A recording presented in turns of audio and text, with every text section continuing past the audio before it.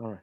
Welcome to an all new episode of GVN slash Pete's Basement collab show called Figure It Out.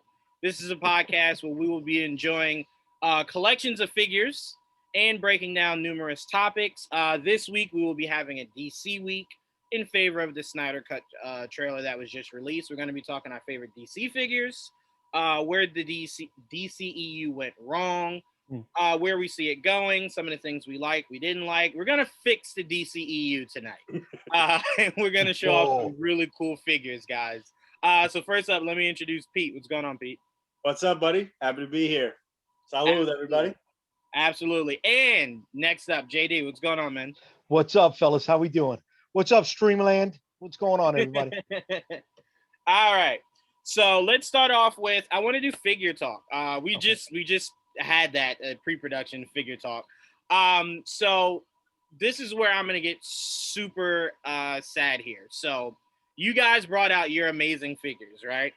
I was planning on showcasing, I spent a shit ton of money on the San Diego Comic-Con exclusive Arkham Knight Batmobile, right? That you could fit the 3.75 figure into. Nice. My mom has it, and I think she gave it away. Oh, no. Yeah. That was the big one, right? Yes, it was the big one. Yeah. I paid so I'm gonna hang up now. For that. Right? So I'll just talk about some of my favorite DC figures. I'm gonna pour one out for the loss there, but I'm gonna pour it down my face. Right? I'm going to talk about some of my favorite figures and then let you guys showcase yours. So that Batmobile was my prized possession. I'm probably going to start crying now. But I love that Batmobile. And then my other favorite DC figures were the 3.75 Injustice figures. And the reason I love those were they paid great attention to detail. Some of them came with weapons. I know the Batman came with Joker, Cyborg came with Harley Quinn, Nightwing with Superman, very weird. Wonder Woman with Grundy. With Grundy. Okay. Those figures were great, and I love the Oliver Queen Slade Wilson pack. That bow and arrow that they had for Oliver was really good. I thought it would be flimsy, break. It was very well assembled. So I love. They had the Lantern figures had that really nice sheen, that shine. So Blue Lantern, the Red Lantern. What's his name? I'm sorry, I keep forgetting. Atrocitus. Yes. Yeah, they had a really nice shine coming off of them. Yep, I didn't get. I just looked them up now. I don't know how I missed this. Awesome. But it's like, what happened? No, but those figures are great. Now, Jaydee, the one you're talking about, those were San Diego Comic-Con exclusives. Really? Yeah. So there was a John Stewart one that came with, I think, him and Guy Gardner, if I'm not mistaken, or maybe it was something like that. Because I know the Hal Jordan one you could have bought anywhere. It came with the Blue Lantern.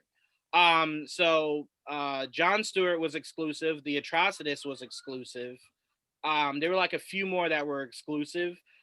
Those were so hard to get. Like, if Jaydee, you said this last time we were on, Amazon will rip you off, and unfortunately, that was the only place to get it. If you weren't going on eBay, and they were charging an arm and a leg for those exclusive figures. So I missed out on those. Look at this now, and what you were saying before we started filming with Jay's figure, which I'm sure he'll show off again, the scale on Wonder Woman compared to Solomon Grundy. There's a picture right here on Google of her like reaching up to slug him in the face. Yeah. And Solomon Grundy is like one of my favorite unsung villains. Right. So I appreciate the larger figure there. And what I loved about that figure, Pete, is you see the knife that he's holding? Let me take a look. There's a knife that he's holding and knives in his back. They're removable. Okay. Wow. Yeah, they're removable. Nice. Yeah, they're removable. So you can take them out and then put the knives back in them. Like, that was just super dope. The only issue, if I had to point out just one bad thing about those figures, they made them very frail in the sense of, like, you move Batman's legs a little too much, snap off. So, it's a reason why they put it out for a limited time and then you just never heard anything else about it. I do wish that they would make Mortal Kombat figures like that. I would blow a check on that. Aren't there 370, 118 scale Mortal Kombat figures? I don't know. Please let me know if there Yeah, are. I think there want a were. Sub-Zero and I don't Scorpion. think it was Jazzwares, but I know I remember seeing some action figure photography with Scorpion and some of the mini Marvel 118 scales. Oh shit. Well, I'm Googling that because if you can give me a box set, kind of like how that's shaped for the Injustice figures, give me a box set of I was gonna say Sabretooth. Wow. Sub-Zero and Scorpion with a whole bunch of accessories and maybe removable heads. You guys would have to call me because I'd be in a dark basement somewhere just for days enjoying that. But I feel personally attacked. That's why I held my tongue on that one. He's like, whoa, hold on a second. You make that sound like a bad thing. I don't know. You're right. You know what? I should be prouder of that. Yeah. But all right, I'm gonna pass it on. Those are my figures to highlight. I wish I had them still, but those are my figures to highlight. Pete, I'm gonna go to you next, man. What are you highlighting for some DC figures this week? So I just got my shipment from Entertainment Earth the other day. I know me, I have like that addictive personality that if I get too many of a figure line, I have to get all of them. Yeah. So I made sure, like, let me not do this. Let me just stick to the one. And I picked up the Batman, the Arkham Knight figure. Nice. And I mean, that's a solid Batman figure. I like the way they do the armor and everything. I like the grunt on his face, and mostly I like my Batman with a tall set of ears. I don't like Affleck's little ears thing. And if I can run behind me for a second, the first Arkham figure that they came out with a little dust on him, but he's a little blue. And this one, that was like the first Arkham Asylum figure that they came out with that I absolutely had to pick up. This one's got like the armor on, and that's just like regular Batman. I never played the game. I tried to play the game. That was when I really realized I suck at video games because I couldn't get past the tutorial, and Mr. Zaz kept killing the security guard. And I'm like, I'm gonna just put this shit down and stick with like Zelda. But I've seen pictures, and I see his costume and armor upgrading as he goes. So those are definitely like two of my favoriteest Batman figures ever. I'd like to get the Batman Who Laughs, but then I'm towing that line of, well, then I'm going to get all of them, and yeah, I'm already facing that problem with the G.I. Joe classics, so I don't want to go down that road. But see, this is why I love you, Pete, because I just went through that with the Mandalorian. Remember how I told you guys I got Mando that came with Grogu? Mm-hmm. I was sitting there and like, you know how like when you buy something from like Amazon and like suggests things similar to it, it was like, oh, you bought that? Like, would you like Cara Dune? Would you like Moff Gideon? Would you like? And I was just like, yes. Did you get your Cara Dune? I got Cara Dune. I got Mando. I got the Armorer. I got Moff Gideon. Yo, that Cara Dune's like $2 now on eBay. Really? That's why wait. The 118th, the one that I showed a few weeks ago. It's the 6-inch one. Oh, okay, no, okay. I got the one that you got, series. JD. I got the one that. Okay. Wait, JD, the one that you got was the 118th scale.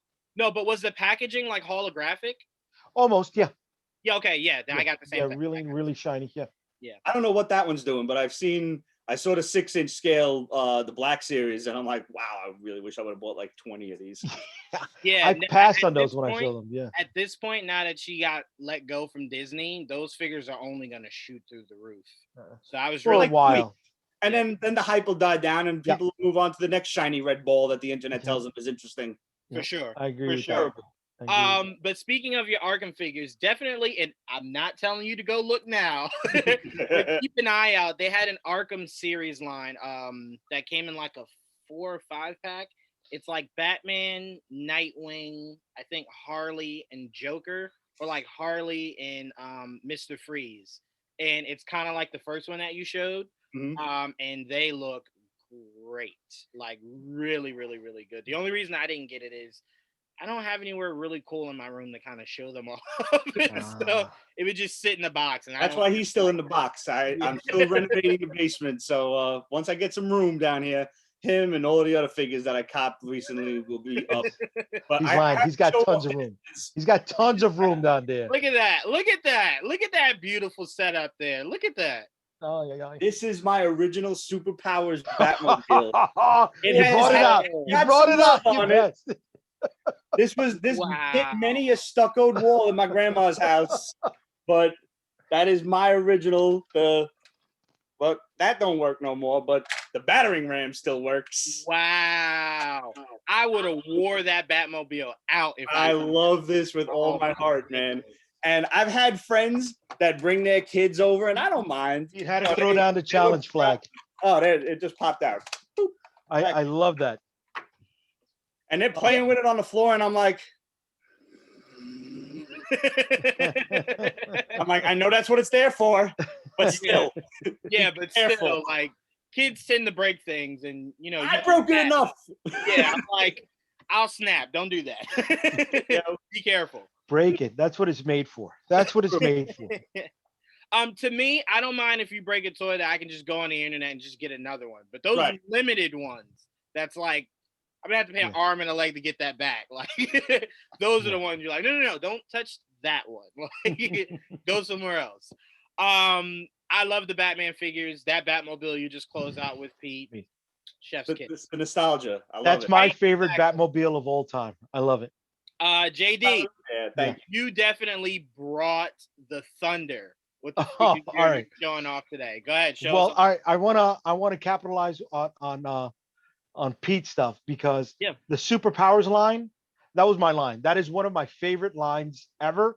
Forget about DC. I mean, hands down everything. Like G.I. Joe, Transformers, Superpowers over the Secret Wars figures. Those, then we go Silver Hawks. I wasn't really much of a Thundercats guy, but those Superpowers, oh man. So, with Pete, I got my Batmobile tucked away so the nieces and nephews, but I got my beat ups that they play with, right? They got to play with it. I recently acquired my crown jewel in the Superpowers line because I'm never going to get that cyborg. That cyborg, that's a couple $100, but this mail-away Clark Kent, that's my bad boy, right? The DC Legends, what was it? The ones that Mattel did, that they went side by side with DC with Marvel Legends. Yeah. I like that line, but I never got into it. I mean, they explored a whole bunch of figures, but for me, when it comes to DC, my jam is their Icons line, right? That Superman here, I want to say it was like Michael Turner inspired, because that face is on the money from that series that Michael Turner did, right? And I think this is there's that DC Icon Superman is the best Superman out there. And then it's on point. Oh my God. And then since we're gonna be talking about, the whatchamacallit, trailer. I mean, look at the detail on this dark side head, man. Yeah. Look at that. I mean, cracks galore. It does Jack Kirby, I mean, beautiful justice. The size of that guy. I mean, this monster, we're looking at about a solid 12 inches out of this. You know what I mean? Yeah. If I could measure him up with Galactus. Did he just come like that, or was he like a Build-A-Figure or something? No, he came just like that. He came packed with Grail, who was one of the Apocalypse Furies. I don't know why they didn't give us many more. She was a new character, so to put her in that line, that was a quick thought when you had so many other female Furies that they could have done. Show. I was just about to say, I'll take Granny. Yeah, especially since we got a hint of something. Yeah, but the Icons line went down quickly. I think there was maybe 5 or 6 waves. They explored secondary figures like Blue Beetle, Mr. Miracle, Dr. Fate. Which Blue Beetle? Jaime or? Yeah, Jaime. Oh. Yeah. So he came with different hand accessories. They did Nightwing, they did Cyborg, Black Adam, Shazam, but they did the new Shazam with the filling inside the Lightning, not the classic style, not the CC Beck Shazam. So for me, that DC Icons line, is the best DC line out there. Even though my jam is definitely 1/18 scale, but I mean, these guys stand on the computer, regularly. I look at them at a daily basis. I love that, and what's crazy is, to me, the only figure that Marvel has that's anywhere close to that dark side is their gigantic box set of Galactus that comes with Silver Surfer. Okay, the 1/18. Yeah, that's the only thing that comes even remotely close. Marvel doesn't have anything that's that beautiful. Like, that is just oof. I didn't pick that up because I'm not a fan of battery voice activated light up stuff. That's I'm just with not you. me. Yeah, that's why I hesitated. Yeah, but the Marvel Legends one fits perfectly in scale with the 1/18th Marvel stuff that came out later. Yeah, I don't know why. Maybe you guys can speak to this. I don't know why Marvel and DC don't do more figures based off their movies. I know Marvel has done it more recently than DC. I would love for them to bring that back. The 3.75 figures, like, do a little box set. Like, if the movie is the Batman, give me a Bruce Wayne, a Batman, a Catwoman, and a Riddler. Give me that box set. I don't know why they have no interest in really doing that anymore. It's not like we won't buy them, so, but they just don't do it anymore. Because toys are sold for kids, right? And with that size, you can't really put in action features. You can't really put in projectile stuff. And those elements are really what dedicate that being determined, what determined that being a kid's line, right? So if you're going to go for a movie, you need those elements in there. You can't really put that into 1/18 scale stuff. What I don't like about that, and I'm gonna go right to you, Pete. What I don't like about that is, though, especially if you're Warner Brothers, we've shown you as a fan base, kids are not your target audience. When Young Justice went off the air, who got Young Justice back? We did, not children. Children were like, Teen Titans Go, I'm happy. Like, they didn't care. Like, they don't really care about toys. So all the toys you make are for us. It's not for children, So to me, it's like, make these figures. We will buy them. We will, I promise you. Like, you give me an exclusive 3.75 Bruce Wayne for the Batman movie that's coming out. Bruce Wayne with Batman and maybe like Catwoman and Riddler or whatever. Juwaan's buying that. I might even buy 2 of them in case something happens. I got reserves, Like, I would buy it. So I don't know. I know Marvel did it more recently with around Infinity War. They had a 2-pack. So, like, it was a Civil War 2-pack of Cap and Iron Man, Fury and Natasha,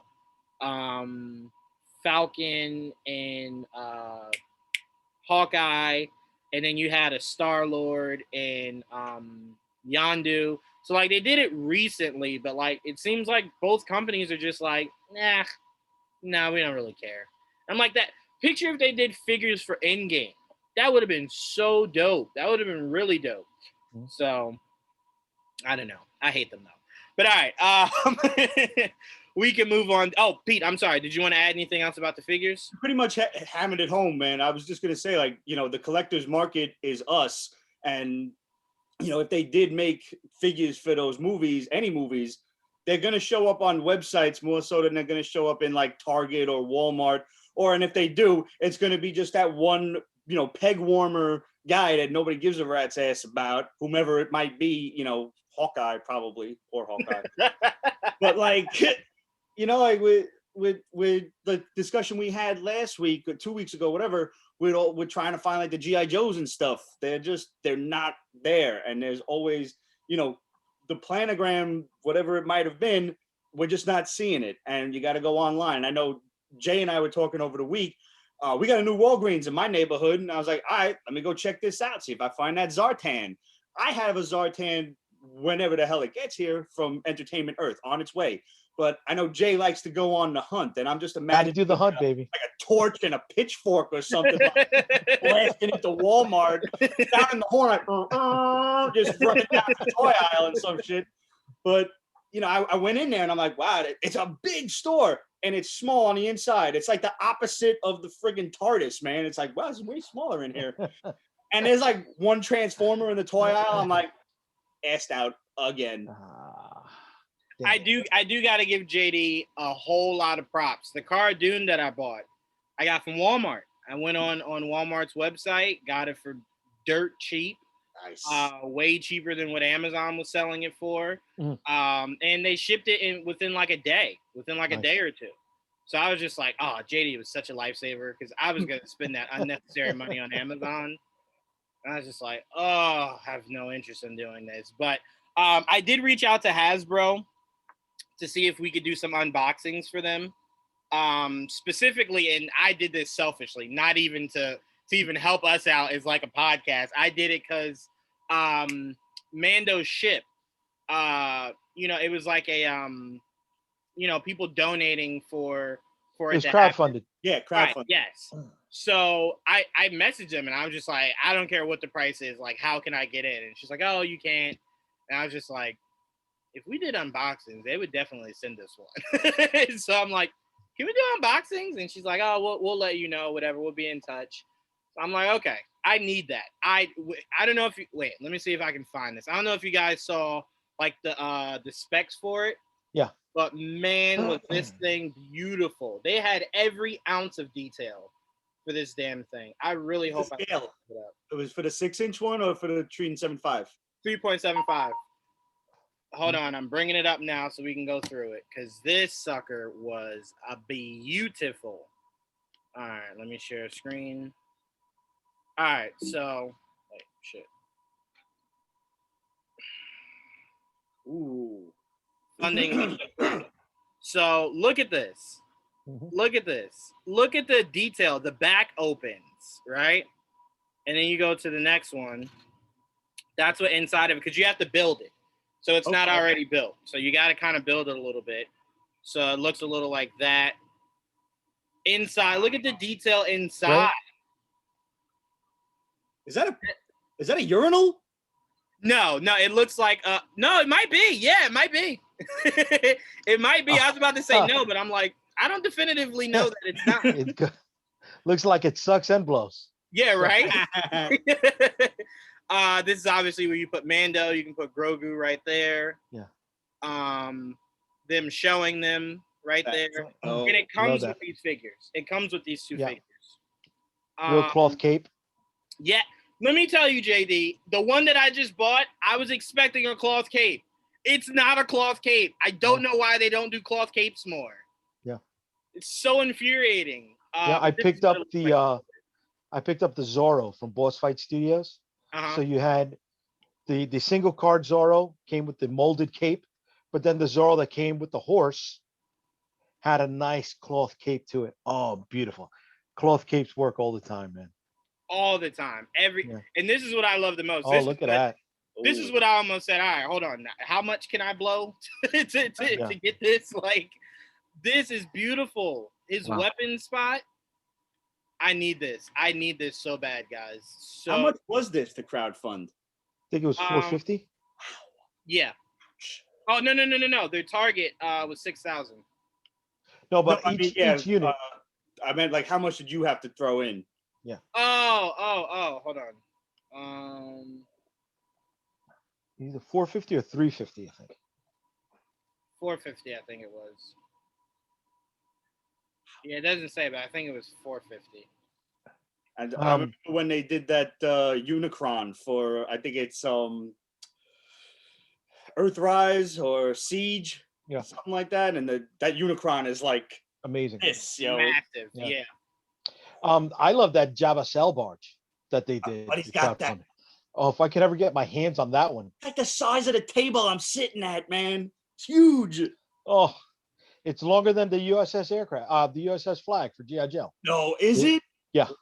Holy shit. That's massive. Yeah. Talk about massive. That is for sure massive. Yeah. Excuse me. But yeah, so they need to make more movie figures. They definitely do. Work that into rotation. And I'm biasly saying that for the Snake Eyes movie. Give me those figures. I need them. Especially they're coming. I mean, my biggest fear is I'm really nervous that the movie comes out this year and we haven't even at least seen what he looks like in costume. I don't like when they hide stuff. It makes me think you're doing work to clean it up. I just like, to me, it's like the easiest of costumes to pull off. Like, there's no bad, No, there is. That's it. There is a bad way to do it. Go ahead, JD. No, that Snake Eyes blue mountain climbing costume was garbage. I think that's the. Did you like no Pete? You like the one with the two big Rambo like knives that on it. one because Right. that was my first one. It took me a Okay. long time before I found the one with the visor. So that I have an affinity for the. I just would like the later figures. They made the mold where those swords are actually removable. Yes. Yeah. Yes. I enjoyed the suit from Retaliation. I just wish the visor was gray. The whole suit's black. You know, I do get it. He's supposed to like be in the shadows or whatever, but it's like make that at least make something of color on that on that all black suit. Like, come on. And then like, you want color? Here, bright ass blue, neon. Where are you ninjing in that outfit? Well, it's funny they didn't do that in the. No, they did, right? They gave him purple highlights in the Ninja Force, I think. Oh God, we're gonna go into ninja. We can't talk about it. That's a show in and of itself. Yeah, we can avoid that for sure. Hasbro will hear you, and they're like, they want the purple back. Yeah. So JD, you said they're coming. The figures are coming. You think we'll get some 3.75? We have to. You know, I mean, it's done to. They did the movie to sell the figures. You know, one hand washes the other. That's mass media. They're holding it back, like I said last time, because they learned their lesson with the last G.I. Joe movie, the one that The Rock was in. The figures came out, you know, on schedule, but the movie was delayed a year, pushed back. I don't know why it was pushed back. And by the time the movie came out, those figures were pretty much on clearance. So they lost a ton on that. They're holding off. So not only are they going to make because I know Hasbro's like balls deep with the classified line, and they're now that they see the popularity of it, they're going all in. But they're also going to make the smaller ones to match the retro line. Don't know, dude. I know right now, Wave 4 of the 1/18 scale retro line was mentioned. There's a website called surveillanceport.com. Cool dude that runs it. He used to be a Bronx dude who lives in Florida, Eric. And he has the SKUs, not the SKU numbers, but the SKU names. Like, you remember when the classifieds were coming out, like not Gung Ho, but like Beachhead was named Dragonfly. There were different names. It wasn't the exact figure name. So on that website, he was reporting what those fake phony names are for Wave 4 of the retro line. I know Wave 3 is hitting the shelves now. Wave 3 has Cobra Commander, Duke, and somebody else in it. I'm not sure who. I think it's Gung Ho, right? On the retro? Oh, on the retro. I'm sorry. No. Yeah, no, on the retro, on the 1/18th. Correct me if I'm wrong, JD. We haven't had 3.75 from G.I. Joe since Retaliation. Incorrect, dude. On retail shelves, correct. Okay. But there was the G.I. Joe Collectors Club that they kept going. And, dude, the figures that they did were amazing. So they did it in 25th anniversary style. The Air Patrol figures, right? That they were G.I. Joes with a parachute gimmick. So they did that, but they expanded it. And they added the ones that came with the glider at the same time. So that was a set that came out. They did the Battle Force 2000 set. They did a Ninja Force set. So those fluorescent colors were toned down, but they did that. This line also did, which is, I think, one of the coolest figures ever. When G.I. Joe first phased out in the 90s, they converted to Sergeant Savage. And they were 5-inch or 4.5-inch figures. So the villain for that line was named Iron Claw or something like that. And he wore almost like a skull mask and a purple beret and had a claw hand. The Collectors Club made that figure in 1/18th scale. That's cool. That is awesome. They redid the which I have, had I known I would have pulled it out. The Ninja Force Zartan with the pink mohawk, with the orange mohawk, but they did him on a big motorcycle. That was $100 figure. The Collectors Club was not cheap. They were like $30 to start, give or take. but and they are money in the bank, bro. secondary market's ridiculous for those figures. Like, dude, $300 or $400. Big Lob. They did Big Lob from the movie in 25th anniversary scale. Yeah. Amazing. That's his first figure because they never made him before that. No, they did one with the O-ring style, but Really? it was Collectors Club. Oh, okay. Yeah. So there's two Big Lobs. One O-ring style, but that 25th anniversary Big Lob. Wow. You know what figure I always wanted from there that I never got a hold of, and I don't think it was a Collectors Club. I think it was maybe a Joe Con exclusive or something. Was Cobra Commander in the suit at the podium, like at the presidential podium? Yes. One. The black suit. Yes. Oh man, dude, great stuff. So G.I. Joe just kept going. It just wasn't available to everybody. Mm-hmm. Right. Okay. That's pretty much what I wanted to know. But because me and my 3.75, I need it. Yeah. So it's like if they kept going, you got me. I'm in. Yeah. I'm gonna go check it out. All right. So I'm gonna bring in my boy Joel. He's gonna join us for us to go into our DC topic. Okay. All right, adding him in now. All right. So we're gonna get into kind of where we think DC went wrong, right? And then we're gonna fix this, okay? So we obviously know this DC universe started with Man of Steel, right? I thought Man of Steel was beautiful. I thought it was shot beautifully. I thought the story was great. I think a lot of people are so used to what Superman was, they weren't prepared for what Zack wanted him to be. So that's where I think a lot of hate came from. But I thought the story was very, very, very beautiful. It always chokes me up seeing his dad say, like, it's more important I die tragically. I hated that scene. So did I. Okay. So did I. Okay, all right. So why did you hate that scene? Because I thought it was poetic. Why did you hate it? I'm with you. I enjoyed Man of Steel. I thought everything about it was pretty damn good, all things considered. I would have liked the spit curl, I admit. But I do give you that. Costner note, first of all, I have no disrespect to Kevin Costner. I like him as an actor, but every time he was on screen, his character was wrong. He told him literally, like, no, it's more important that you keep a secret than you save a busload of kids.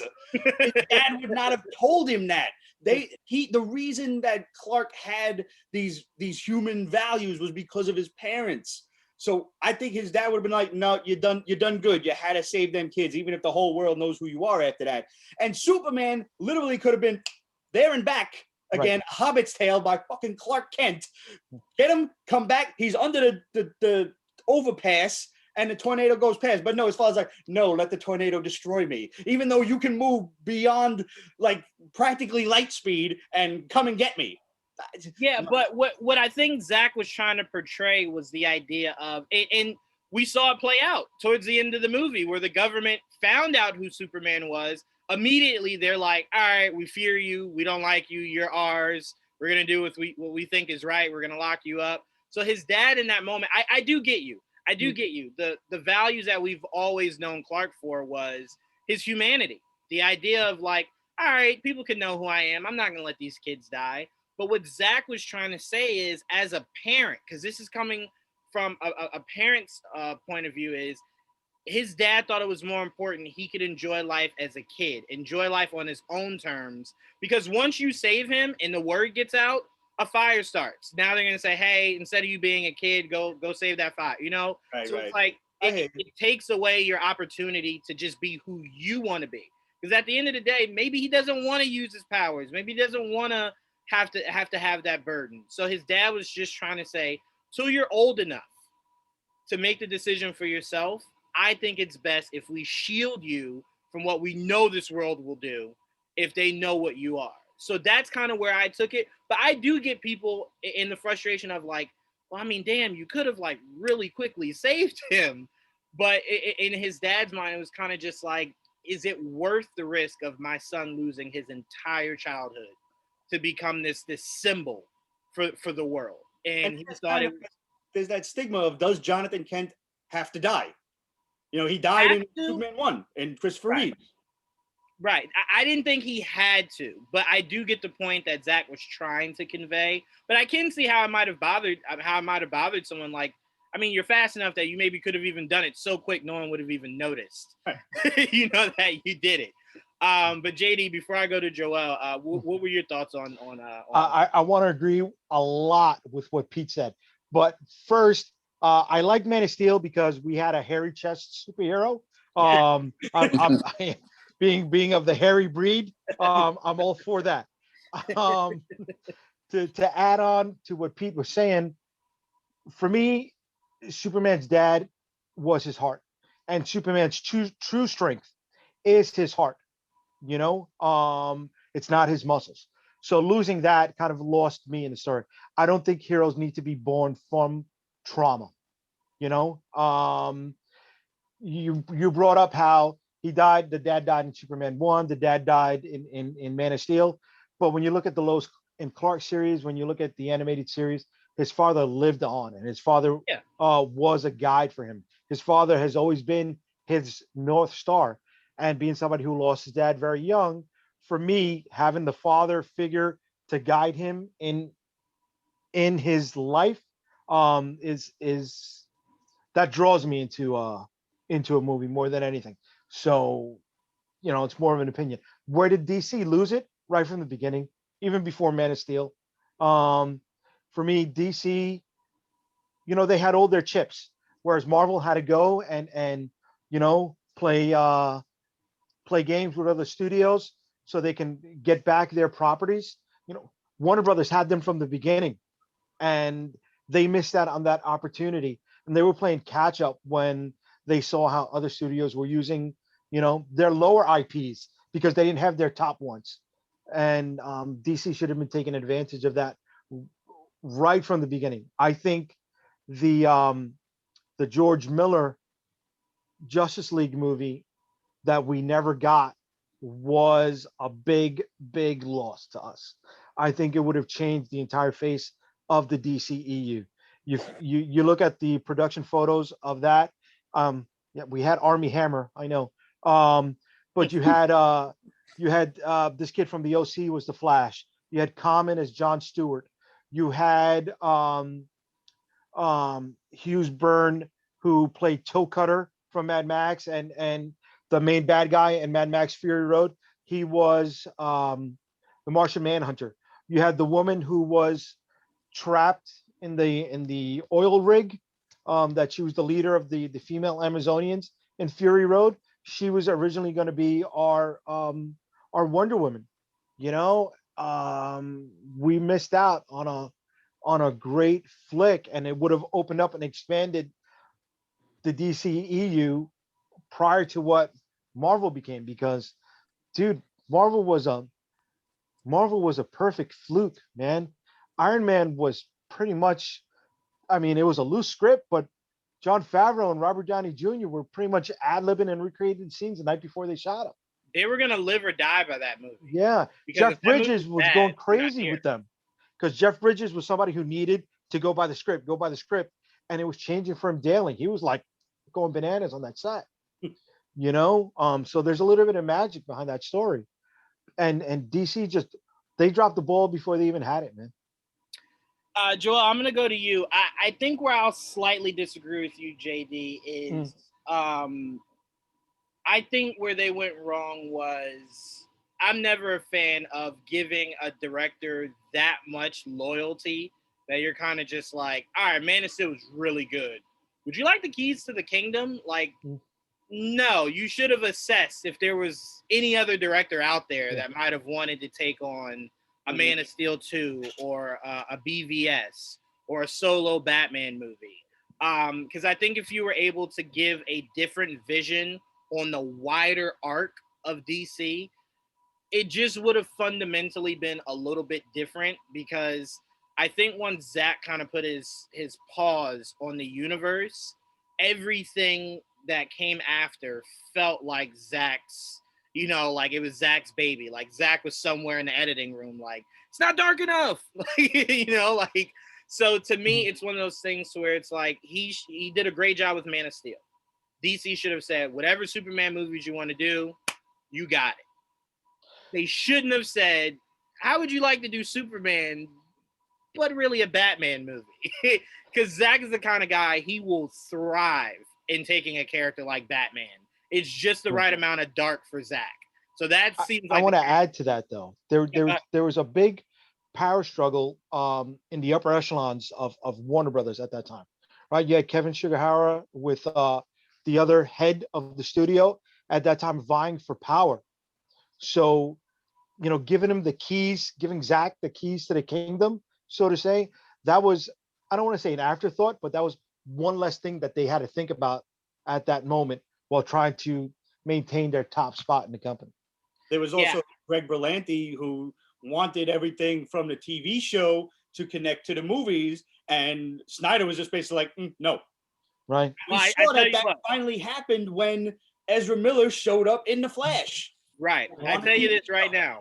Well, we're getting that with John Cena's HBO Max show based off of the Suicide Squad and stuff. It's about damn time. Yeah. I will say this. Whoever laughed Greg Berlanti out of that room when he was suggesting that, I want them to see how he is easily today's greatest executive producer. Greg Berlanti has his name on things a lot of people don't even know. Like, people love You. Greg Berlanti is the executive producer for You. Yeah. Like, his name is everywhere. The guy is just a genius builder. And I will attribute he had a lot of help. Guggenheim helped him kind of get the Arrowverse going. We know, obviously, Jeff Johns helped a lot. But I would have listened to Berlanti. I would have been like, all right, let's try it. If it doesn't work, we'll scrap it. We got a Flash. So we can run out of this if we need to. Didn't Berlanti come out of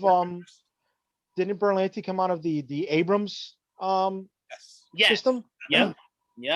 Yeah, Abrams is like Greg Popovich out there. Like, the people that come from Abrams is just gold. But Joel, because I know me and you kind of see it a little bit the same way, to where we kind of think it was a fundamental slip up for why the DCEU kind of went the crazy way it went. But where do you think they kind of went wrong? Or do you think they didn't go wrong? Excuse me, they just had the misfortune of media meaning so much that no matter what they did with BVS, it seemed like the media was just not feeling the direction of it. That's a loaded question. I think the problem is Warner Brothers. Like, Warner Brothers is very stuck in their ways, and there's a reason they've only done Batman and Superman movies for the longest time. Yeah. And you see it now. If it wasn't for Marvel doing what they did, they wouldn't be going where they went. And you see it. They're just old fuddy-duddy people that just never evolved, and they have this giant IP. As you saw with DC, there's so many DC characters, but they always stuck to their guns for the longest time because there's just a lot of old heads over there that don't see things that way. You know what I mean? Marvel, like you said, was playing with how they weren't playing with House of Man. They were like, everything relied on Iron Man working for it to go forward. They're playing with C-list characters that not that no one gave a shit about Iron Man, but like, he wasn't a big name until nowadays. Well, Superman and Batman, it's almost automatic millions of dollars, especially Batman. That's like money, and they didn't have access to Spider-Man and the X-Men, who were bigger like IP because Fox owned it or Sony owned it. So it's a whole different world. You're playing with less money. There's less money on the line, and you have one guy who actually has a love for this universe, as compared to where in the DC side, you have characters that these people know these characters, but do they know these characters? You know what I mean?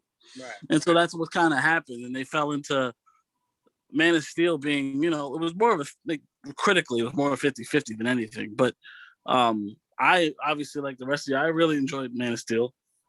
And I thought it would have been a great starting point. And I think it still could have been. And BVS maybe for some people was great, but for other people was complete opposite of great. And maybe to some extremes. Some people were just overly negative about it, but I thought it was a pretty decent adaptation. But I think the problem was that it did feel kind of rushed. Like, they put too much into this one movie where you could have expanded and fleshed things out, and it would have felt a little better.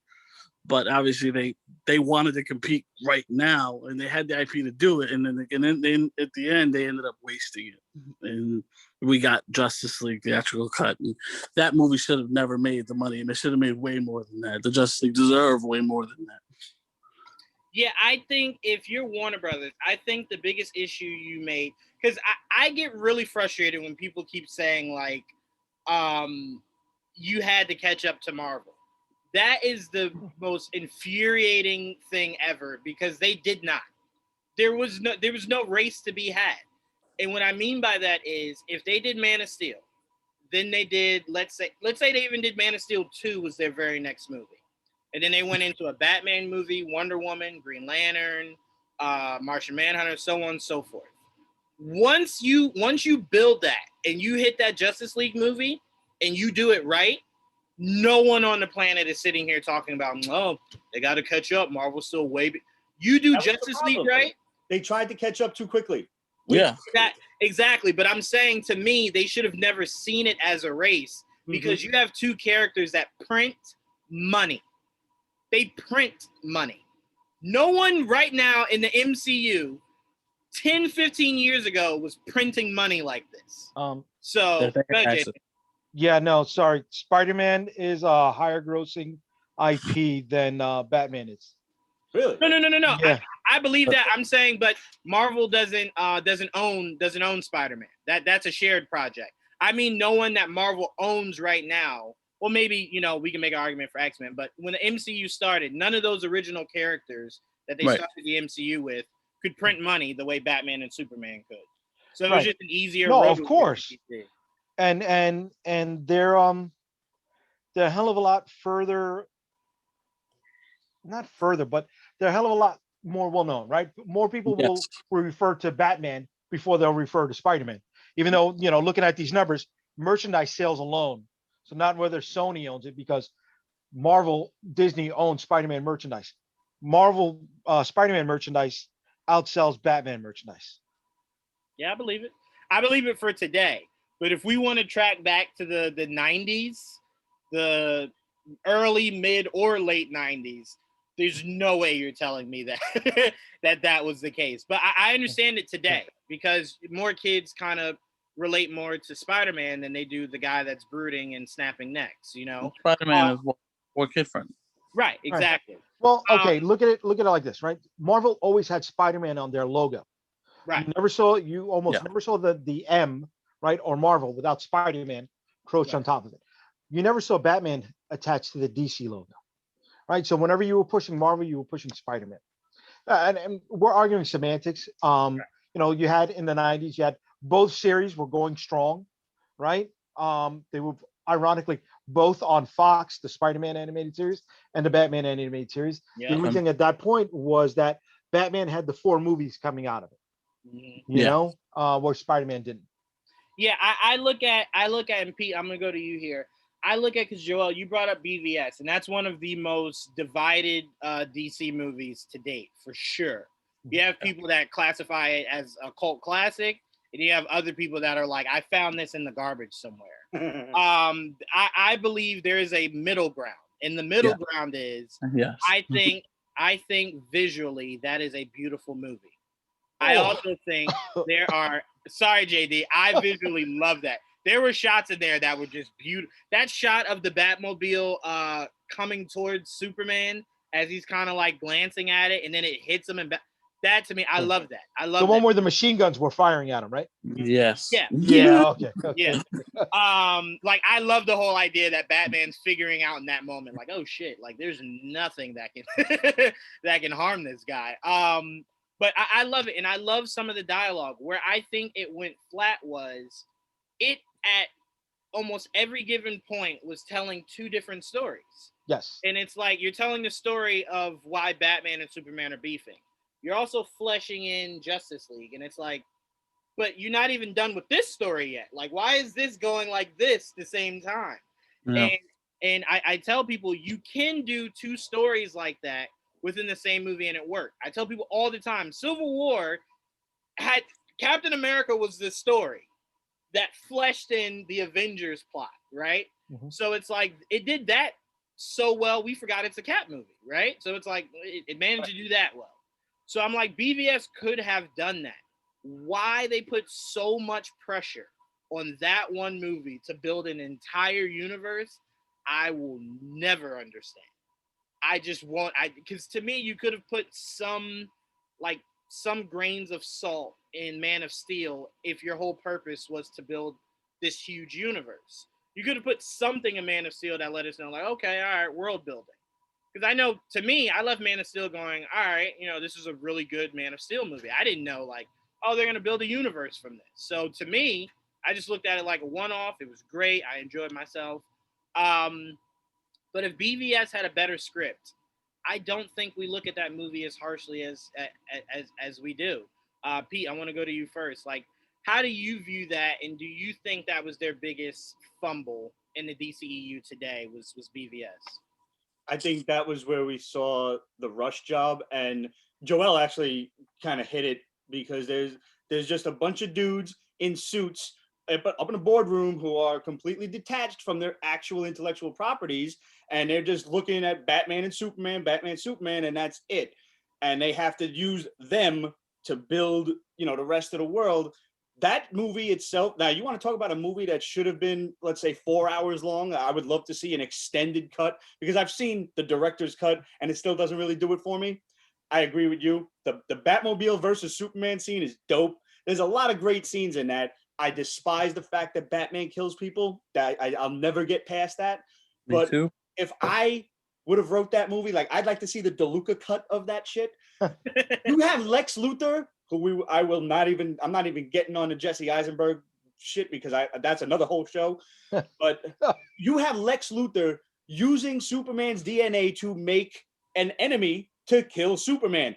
That should have been Bizarro. And then let it mutate into Doomsday. I don't care. Or let it fail and Lex is at it again. And then we get Doomsday. Oh shit, I went too far. I messed up. And now we've got this creature. And now you bring in Wonder Woman and everything. Let Superman beat the shit out of Bizarro for an hour and a half. I'm good. I'm there. We're going to popcorn and just a soda, like, oh. That's the movie. I needed Bizarro. And I thought it was going to be Bizarro for the longest. And then I'm like, Doomsday already? They rushed that. They rushed the death of Superman. That should have been in Superman 2. Let that be the lead in to the rest of the Justice League. See, I see it a little differently. I think, and I know a lot of people are going to say it's not the villain you necessarily needed for it. The villain Superman should have to overcome. I personally wanted Doomsday in the death of Superman to fall like the animated movies did, in a Justice League kind of movie.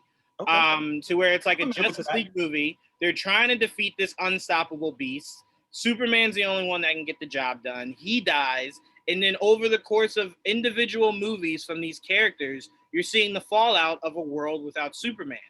Bring in Justice League 2, the resurrection of Superman, the arrival of Darkseid, blah, blah, blah, boom. We get to the same place that Zach was trying to go, but it's more fleshed out. I think we can have both of those, actually, because we have Batman hating Superman for the simple fact that he's different, he's super powerful, and at any given point, he could turn against everyone. Right. But now you have an evil Superman. You have Bizarro, who's doing exactly that, what Batman feared. And he realizes Superman is actually the good guy here, and the two of them have to team up, let's say, to stop Bizarro. Maybe it's Batman who synthesizes the kryptonite to actually stop him. I don't care. I'm cool with that. And then, like you said, then we can go into the Justice League and bring in Doomsday, where all of them fail to stop this creature, and it's up to Superman. Yeah. I mean, I like your idea, because I would have liked to have seen how they tried to make Henry Cavill ugly enough to be Bizarro. I'm a perfectly heterosexual man. You can't make that man ugly. You just can't. That's what I'm saying. I'm like, how would you have done that? But no, I mean, like I said, BVS to me, I visually, I love it. I think that's one thing Zach can always hang his hat on, is his visuals are usually always on point. Watchmen, 300, Man of Steel had some really good visuals. I think BVS had some. I love the one shot of where people's houses were flooding, and they're kind of sticking their arms out to him like a god, and he's kind of coming. I thought that was a beautiful shot, So I'm like, he's really good with that. But the DCEU, to me, is very fixable. I mean, extremely fixable. So you've already gotten 2 Wonder Woman solos, right? Aquaman's working on his second solo. Shazam's working on his second solo. You're introducing Black Adam. Flash is finally getting his movie. I assume before the world ends, we'll get a Green Lantern movie. Well, he's supposed to be in Justice League. Like, there's mad talk about him. Yeah. You actually seeing Hal Jordan. Who it is, we don't know. But that's what's going to be surprising, is to see who Zach might have gotten to be Green Lantern. Not complete without a Green Lantern. That's all I'm saying. I agree. I agree with you. I mean, me and Joel said this on our podcast yesterday. The fact that we got a Shazam movie before Green Lantern is just like, well, because the Green Lantern movie tanked. Yeah, but you can't. But with like almost 10 years, like you can't get Green Lantern. Like that's what bothered me. Like I know it was bad, but fuck, he went to jail for 10 years because it was bad. But you know what sucks is like, yeah, the movie was pretty awful, and it was only awful because of they messed up the boss. They messed up the guy. They should have had Parallax. You're gonna tell me like a face, like basically you went the Mummy route with a cloud and a face. Yeah. Yellow Dragon was beyond the scope of your graphics team. What's the problem? Yeah, they went Galactus. Fantastic Four Galactus. Yeah, they did. That's right. They did go Galactus. Yeah. Yeah. Go ahead, Jaydee. You got to say something. No. I was agreeing with Joel that they went the Galactus route. There was no Galactus. When we right when we go to BVS. Yeah. Okay. All right, you're screwing up the movie with the title alone, because it should be BVS and W, right? Because Wonder Woman is in 1/3 of the flick, right? They dropped the ball with her right off the beginning, because you got a character who has one of the most iconic weapons in all of superherodom, right? That lasso of hers bypasses Wolverine's claws. That's something that's well known. And when I say well known, well, when you can ask Grandma about Wonder Woman, Grandma will tell you that Wonder Woman comes with a lasso. All right. Yeah. I think the only thing it bypasses Spider-Man's webs. The only thing that comes to anything as iconic is Captain America's shield, right? Wonder Woman has that lasso. And what did she use in that fucking movie? A sword and a shield the entire time. The lasso was hooked on her hip. She didn't pull it out to the end at one point to restrain the creature that was in the flick. You know, what Pete was saying earlier, Batman doesn't kill. He doesn't. It takes you out of the core of who that character is. He wasn't a hero. Heroes don't kill, right?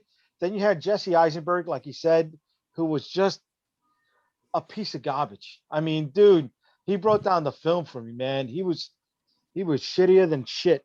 The way they dropped the seeds for the Cyborg promo, the Flash promo, and the Aquaman promo in story, and I took away from that, man. Leave that to the end. Leave that as after credit. You don't have to kill the narrative of what you're building up to. And just Batman doesn't use guns, dude. I'm sorry, those machine guns, and it goes against who he is. It's not Batman. Batman is very dear to my heart. Nice. So I don't ever disagree with that. Yeah. I do always remind people, the only reason why what Zach did bothered me was because it was so blatant. But there's not been a Batman live action movie that he doesn't kill one way or another. It's just not blatant. So to me, that was my biggest issue. Like, you driving your Batmobile through a car, it's just like, all right, that was to kill. Like, that's not Batman. But there's collateral damage everywhere. I mean, yeah. But all the other Batman movies, there was machine guns too. Like in Batman '89, he had machine guns, and Dark Knight, he had machine guns. Nah, I don't say it was a good idea to be using them, but he definitely used them for his vehicles. Yeah, those Batmans did kill also. Again, it wasn't. They weren't shooting people, but I'm saying he definitely shot at the Joker. I don't know if he was trying to kill him in that movie, but I know he was definitely shooting at him.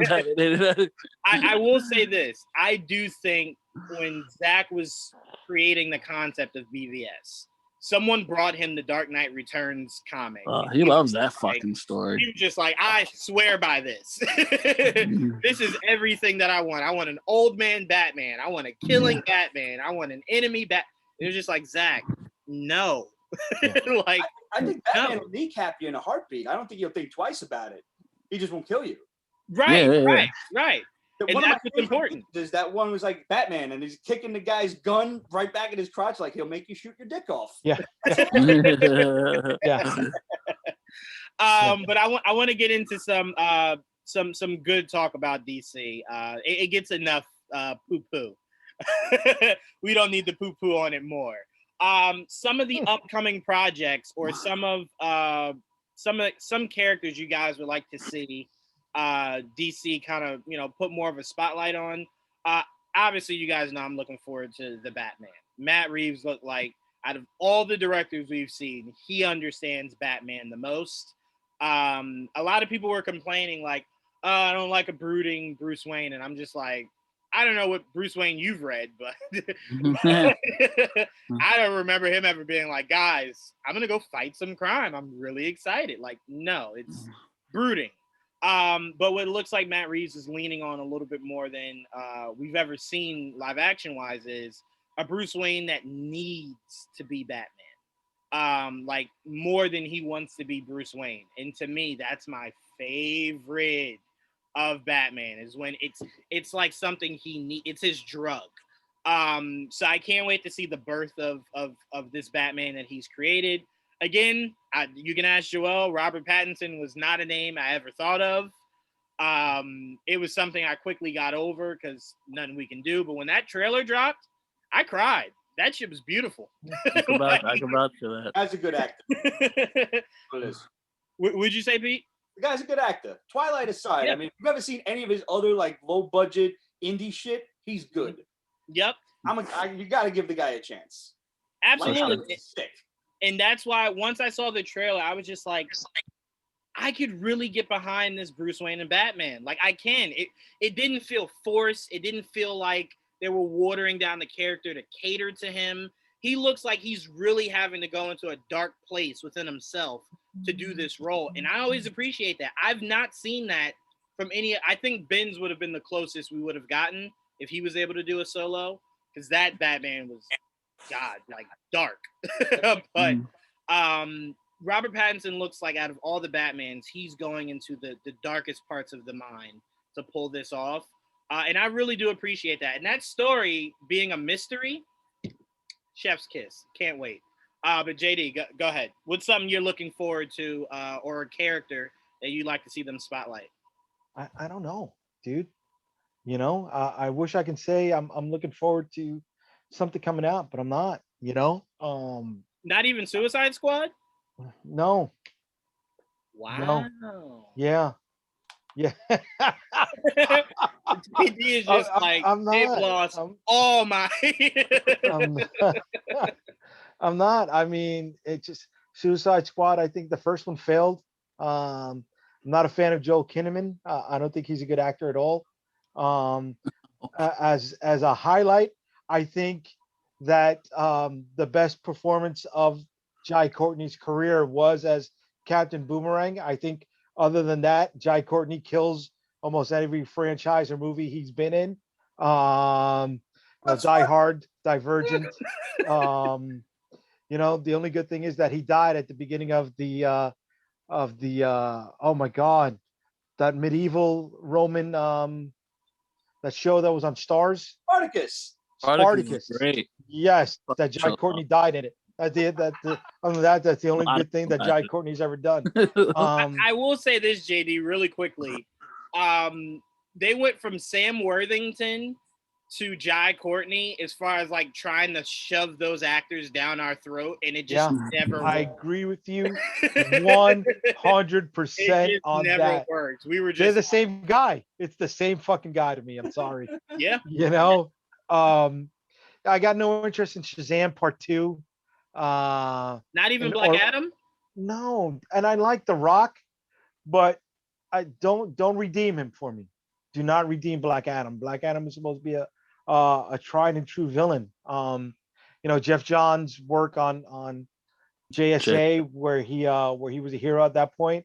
That's just because he couldn't really get Superman in the book. He wanted Kingdom Come Superman in there. Whenever David Goyer is attached to any movie as a script writer, I'm gonna throw up. I think David Goyer is the shit. You know, I would like to see his original scripts to see then how much the movies have changed. But then when you look at Blade 3, how he wrote and directed it, you know what? Fuck you, David Goyer. I love Blade 3. Oh my god, are you kidding me? They should I be love shit. Blade 3. Let me tell you why I love Blade 3. I love Blade 3 because clearly he was just like, at some point, I just didn't care about the comics and I wanted to make a comedy. And I appreciate him for that. Like, it was hilarious. I loved it. Ryan Reynolds at that point. That was when I was just like, that would be a good Deadpool. like seeing that and then seeing him wanting to be Deadpool is like, yeah, that makes sense. That makes total sense. No, and what else did you say was on the DC slate? So we got the Peacemaker show. We have the Gotham show. We have the Green Lantern show. Suicide Squad, the Batman, Shazam 2, Black Adam. Joel, what am I missing? I mean, was the Gotham TV show good? I don't think it was. Well, I don't think it's going to be anything. What they're creating now with Matt Reeves is going to be around the time where Batman first became Batman, and it's more so kind of like it's okay. I know what I'm about to describe sounds just like the Fox Gotham show, but this is just going to be better. Like, this is going to be more authentic. It's going to be a detective show. Right. During Batman's first year, well, Batman is active and they're just figuring out like what this guy is. It's nothing like the Gotham TV show where he was a little fucking boy. Yeah. No, you know, I don't know if did you ever listen to Kevin Smith's first 10 Batman on Batman shows? Mm-hmm. So I think it may have been Paul Dini was a guest on his show, and they redid Batman kind of like the Skulls, where he was in college and there was that Illuminati, and the people that would become Penguin and this one and that one were peppered within the university, and his roommate at the university was Harvey Dent, and the two of them together were trying to take down the Skulls. I would have loved to see a show like that. I think the best representation of Batman ever was Batman the Animated Series, not 66, not any of the flicks, any of them. Batman, the Animated Series, I think was the best representation of Batman anywhere. The best storytelling. I think it was definitely the purest. I think the reason why that is so rated high for people is it kind of makes you feel as though it's a comic book on television, right? More so than someone trying to be artsy fartsy about how they think Batman should be or what he would be like today or in modern times. It was just more so kind of like a chef's kiss to the comic. So it just felt pure. I want to compliment that statement, actually. And you're absolutely right. Like, the entire DC animated universe, like from Batman to Superman to Justice League Unlimited, amazing, bar none. Like, just the greatest comic book storylines that we'll ever see on screen. And I don't know where the disconnect comes, where directors, or again, to touch on exactly what Joel said, these idiots in a boardroom in suits who have no idea what's going on, where that disconnect is, that you can't just have comic books on live action. Why do they think why is it so believable as a cartoon versus, okay, yeah, we got to adjust the costumes because we've seen on WandaVision how stupid realistic comic book costumes can be. Right. But you change that up a little bit and you can have that same storyline just with real people. I agree. The storyline's not the problem. The stupid costumes are the problem. But that's what I'm saying. Look at the MCU. Like, it's very simple. It can be done. Right. But that's why I give a lot of credit to Feige, because I do think a lot of these directors maybe come in and they have a vision for what they want to do. But Feige is just so pure in his fandom. He kind of probably tells them, like, this is probably more so what it should be. You look at that first Iron Man movie. I don't care what anyone says. I can imagine that in a comic book, right? Mm-hmm. None of that feels artsy-fartsy or you trying to change Stark. It feels authentic, right? You watch the Batman movies, and I'm not saying they're bad. I'm just saying directors take these weird takes on what they view Batman as rather than what he is. Right. And it's like the fact that we have not had a detective movie for Batman is one of the more frustrating elements ever. Like, how do you take out the most important quality of Batman, which is he's the greatest detective? Because that doesn't sell toys. Right. That's exactly why. It doesn't sell toys. But I tell you what, you put some binoculars or some shit in those Batman figures. Kids will I'm just saying. Go back to this voice sells toys. I hate that voice. Sell toys. I hate that voice. Take the fucking bag of dicks out of your mouth. I hated it. Oh my god, terrible. I did. He just, but Juwaan, to go back to what you said about Kevin Feige. Remember, Kevin Feige goes back to being Lauren Schuler Donner's assistant, on the X-Men flicks. Mm-hmm. So he knew exactly what was going wrong from behind the scenes. Right. And once he had a chance to do something about it, he was like, no, because that mistake was made way back when. That mistake was made way back when. You look at Daredevil, right? To parallel Batman, there were no law scenes in the Daredevil Ben Affleck movie. So when you say, Ben Affleck is Batman, Daredevil, and if you look at the director's cut of it, it was, and he was defending Coolio in court. Maybe that's why they pulled those scenes, But when you take away who they are at their essence, it doesn't jive with telling a good story. No, to me, but that's why I say the reason why I love Feige so much is I think he started the MCU as a fan, not an executive. So he was looking at it from our perspective of how we grew up with these characters, how we want to see them on screen. And I have not seen a portrayal of a character so far. I'm not counting the villains. We know Feige's very much throw them in the garbage, one-time use. Let's move on. Black and white, Right. It's about the heroes. Right. His heroes, you look at and you go, that's what, when I watch cartoons or read the comics, that's what I saw. Right. And I think with Warner Brothers, the problem is Feige is working from a different area. And that area is Iron Man wasn't selling no toys before that first movie came out. No one really cared. Like Joel said, no one cared. None of those first four characters really. None of the Avengers were. That's right. No one really cared. So when you're Feige, your advantage is no one's saying we have to sell toys. Because Feige can go, well, you weren't selling them before I got this. So that's not our focus. Let me make you money from the movies, right? Right. When you're Warner Brothers, you have guys going, I could never make another Batman movie and just sell toys and we would survive, right? So they're thinking at it from a dollar and cents point of view. So like, dude, make me money. And it's like, but can I make a good movie? I don't really care about that. Make me money. Yeah. Look at Batman Forever and Batman and Robin. Yes, exactly. No, exactly, Joel. And Joel, we were talking about this earlier in the show. I was using the example of, because we were saying how kids today are not interested in toys, collectibles, none of that. That's more so us. And the example I used, Joel, was when Young Justice went off air. Kids didn't bring that show back. We did.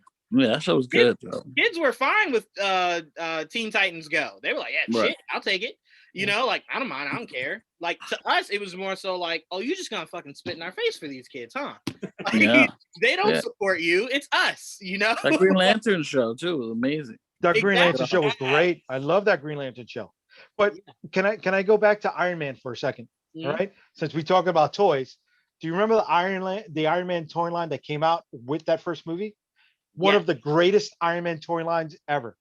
You got Ironmonger, you got Crimson Dynamo, you got Titanium Man, you've got the Marvel Shield jail people. They were in green armored suits. They gave us characters from the Iron Man Armored War storyline. Nice.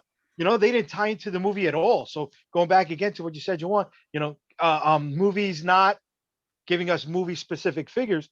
I'm glad that they didn't do that in this sense, because we got figures that we never got anywhere else. We've never gotten another Ironmonger. I love that Ironmonger he's a jewel in my collection. A nice beefed up blue colored Iron Man. What scale were those, Jay? I don't remember those at all. Yeah, 1/18 scale, bro. Yep. Yeah. And to your point, Jaydee, I'll say this: I collected a lot of figures when Iron Man 2 came out. You know what pissed me off the most? What? Do you remember the one villain figure they dropped for Iron Man 2 that had Whiplash? No. That had nothing to do with the movie. Oh, which one? They dropped a comic accurate Mandarin figure that came with yes. I got him.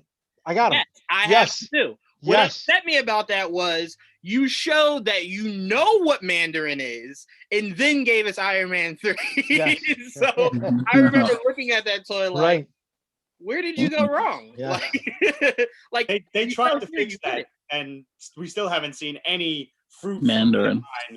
Wait, yeah, tell me you saw the little vignette about that that try to rehabilitate the Mandarin. What I mean. I love that vignette. Hail to the boss king. wants to talk to you. Whatever. Yes. Yeah, Shang-Chi is gonna fix that. We're gonna get an accurate. I hope so. Okay, good. Yeah. That's supposed to be in there. Yeah. Yeah, hopefully, fingers crossed. Kevin Feige won't mess up twice. That's all I got to say. He won't fail us twice. But to round this out, before we get out of here, Pete, is there a DC project you're looking forward to? Actually, yeah, and I have to disagree with Jaydee on this one. I loved Shazam. I thought it was such a fun movie. Oh, I liked it. I'm looking forward to Black Adam, and I fully agree with you. Do not make this guy a hero. To me, Black Adam is DC's Dr. Doom. His people love him, but he's an asshole. Okay, I like that. I like that. I will tell you this, knowing The Rock being one of the biggest names in Hollywood, prepare yourself for him to be an anti-hero. I know. Yeah. But something that's not on the docket that I would really love to see, and kind of playing off of what you said about, not having a detective Batman movie, I would love to see a Batman cameo within my unsung favorite DC hero. I want to see a detective Martian Manhunter movie. A nice noir John Jones flick. And at one point, he's investigating a crime scene, and he's like, "What do you think, Bruce?" And Batman's just in the shadows like this. Just one quick thing. Okay, that's it. Yeah. I tell you right now, when you said that, I got goosebumps because you know what I immediately thought of? That's good. Did you see the last season of True Detective? No, I did not. Okay. For Mahershala Ali? Picture Mahershala Ali in a True Detective Martian Manhunter type of story plot. I'm with that. After watching True Detective, I'm with that. Beautiful. That would be just beautiful. Yeah. And the I know of his acting ability, I'm with it. But I think he might be like sucked into Blade now, so we might have to get a new guy. Oh no, for sure. He was the best part of Luke Cage. Without question. Down. Without a doubt. When they killed him, Luke Cage went down. We can't really speak on that because Cheo is a really good friend of ours. So we'll let you guys say that. We'll let you guys say that. Okay. Cheo's a good dude. Cheo gets it though. He gets it. Wait. Who's Cheo? Cheo is the showrunner. The showrunner for Luke Cage. Oh, really? Yeah, dude. Yeah. What? So then tell him, why the fuck did he kill Mahershala Ali? He had to. Wait, it's funny. He actually said this on Twitter. Okay. Steve he says it a lot. Steve D Knight, because Steve was getting crap about Daredevil. And Cheo said Mahershala only took the role because he knew that the character wouldn't be around. Son of a gun. The whole season. Yeah. Right. He had to kill him off early. He was busy shooting Moonlight and all that shit. Right. Gotcha. Okay. Right. He was a highlight for me in that series, man. Yeah, so he really was. Said he only took it because it's kind of like Ben with Batman. Like Zach sold him on like, hey, you don't have to be Batman forever. I'm gonna kill you. And Ben was like, yes.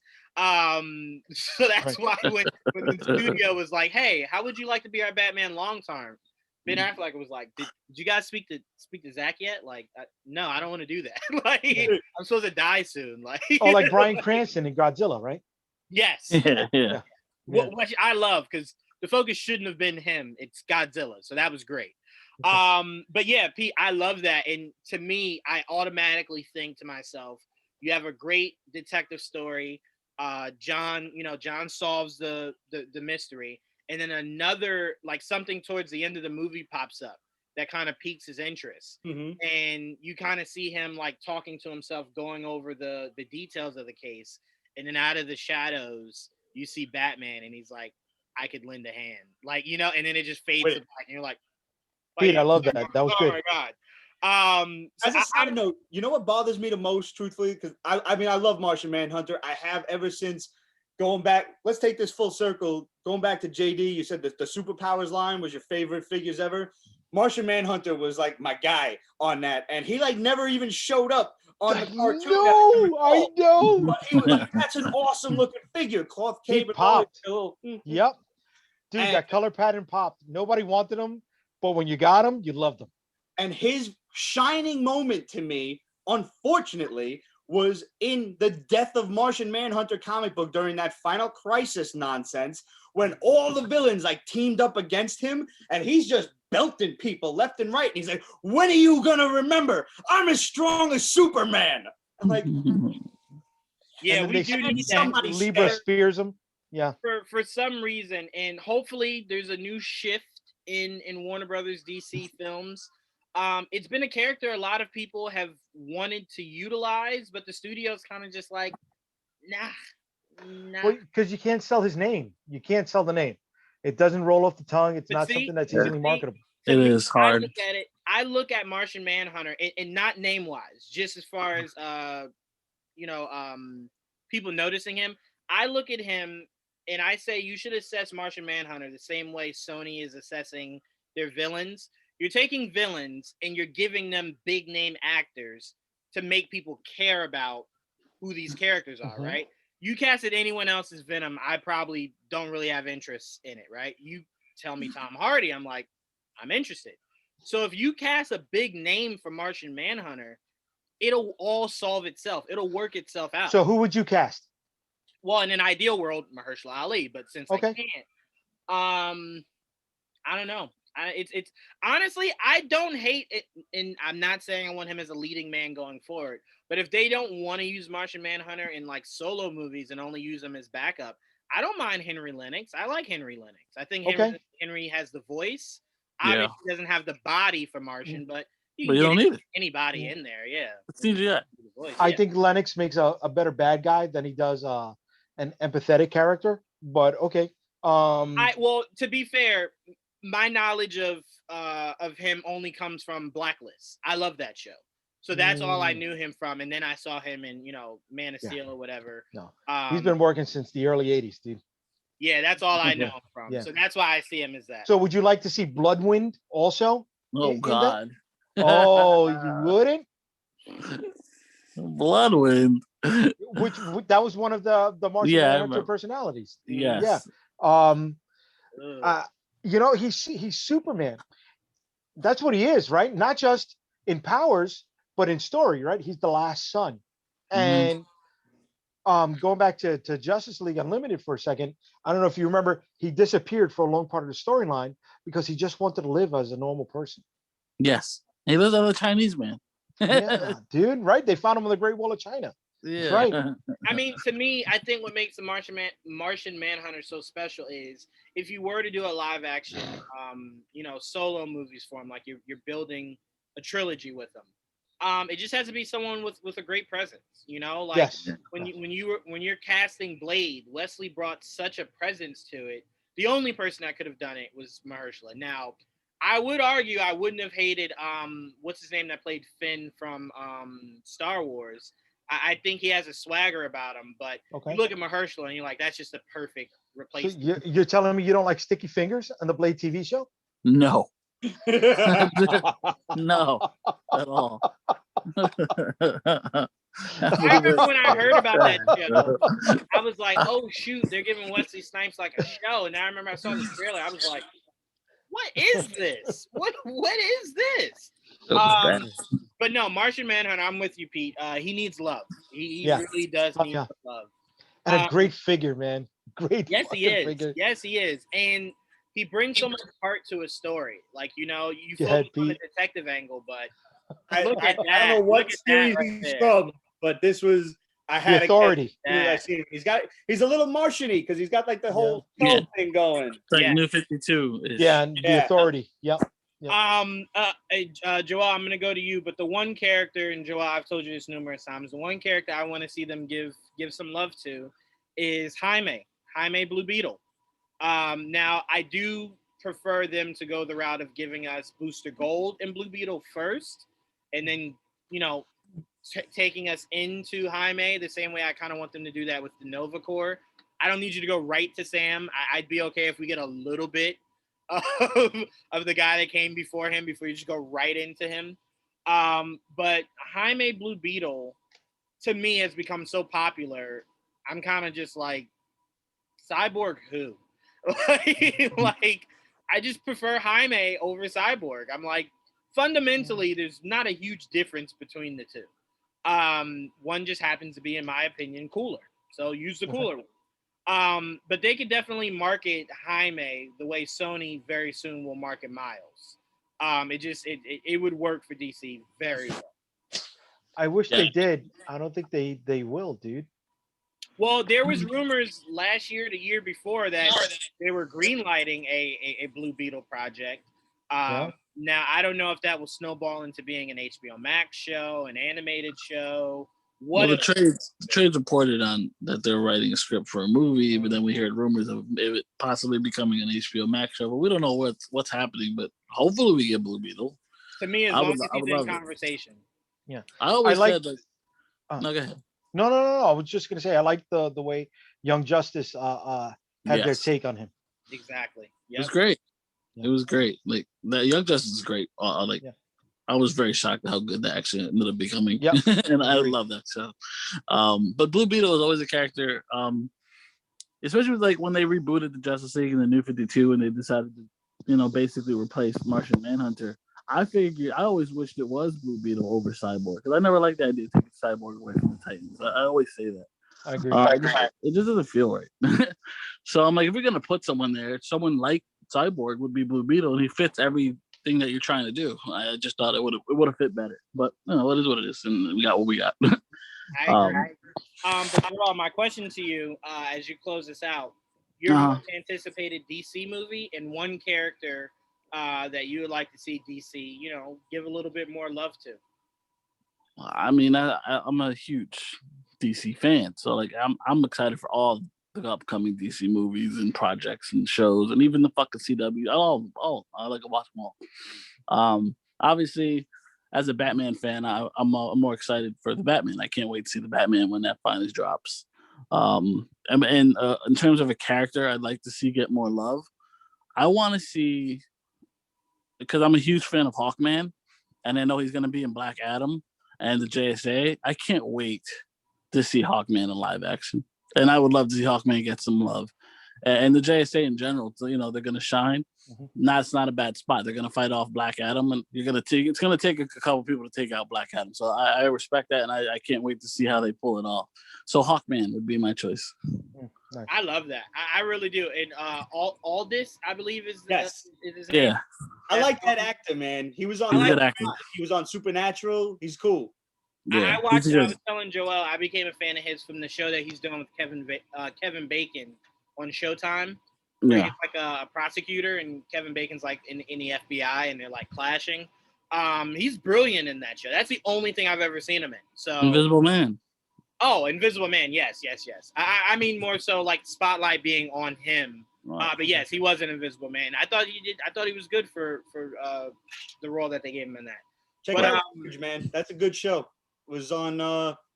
Oh God, I don't even remember what channel it was on. But it ran like 4 or 5 seasons. They were like grifters, like Robin Hood characters, stole from the rich, gave to the poor, kind of thing. Very weirdly, Pete, my grandfather is in love with that show. Like, such a good show. Yeah, I walked in one day. Timothy Dalton's the man. I was just looking at him like, that's a weird show to just walk in and someone's watching. But no, he swears by that show. But Hawkman, great character. He needs his own movie, and to me, hopefully it spins off. Right, and to me, if there's Hawkman, there's Hawkgirl. Yeah, I want to see them both. I want to see you explore that world, because I tell you what, if anyone out there thought in the Wonder Woman movies, her home looked beautiful, I can only imagine what they could do with Hawkman. Thanagar. Oh, so you want to go Thanagar? You don't want to go the Egyptian version or the Native American version or the Egyptologist version? I think there's a way to do them all. It all. Yeah, right. I hope. The new Hawkman series did that. They could do it. They could do everything if they do it right. Because don't he like get resurrected? Like I don't know, yes, guys and shit. That's exactly right. Yeah. All right. So last thing before we get out of here, Snyder Cut trailer. We talked about it a little bit at the beginning of the show. We joked around about us kind of wishing Darkseid was a little bigger. Yeah. He definitely seems like Bane before the Venom gets injected into him, like just regular dude, and then he gets the Venom. Joel, we were saying how we prefer for our villains like Darkseid or Thanos, like those big guys, to kind of tower the heroes a little bit more, so it's a David Goliath kind of feel. Right. That was one of my issues with Infinity War. It's kind of like Thanos is just he's pretty normal size. Yeah, look at that Darkseid. But I really did enjoy this trailer. I'm very curious on his vision. I think the biggest thing that stands out to me is him saying that we're going to get a little bit of back and forth between Joker and Batman. And Joker looks a little bit more appealing to the eyes than some people thought he looked in Suicide Squad. So that should be a bonus for Jared Leto. But I really do like it. And we said at the top of the show, guys, you showed me Granny Goodness. You kind of sold me there. like he doesn't get enough love. Granny Goodness is the shit. So I can't. Wasn't that Calabac to the other side? That was Desaad. Oh, that's Desaad. Was that Judi Dench or no? I have no idea. We don't know. But No? he does not.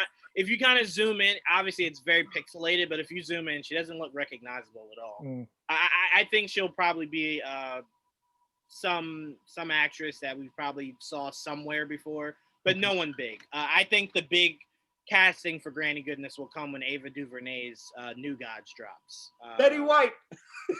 Oh, man, I will watch that shit. Yes, I would. You get that? I will watch that. Take all my money, like all my money. Betty White just whooping on dudes. I'd love it. But Jaydee, I'll start with you. What did you think of the trailer? And are you excited at all to see what could have been from that disaster of a theatrical version?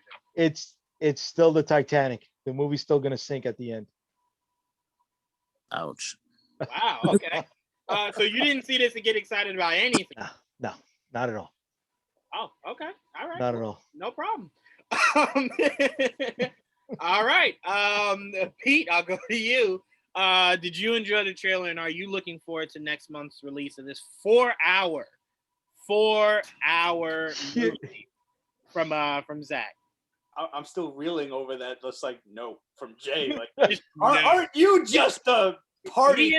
But wait, Pete, he the hit life of the party. He hit us with the Wanda. He hit us with the no. And then everything just shifted away.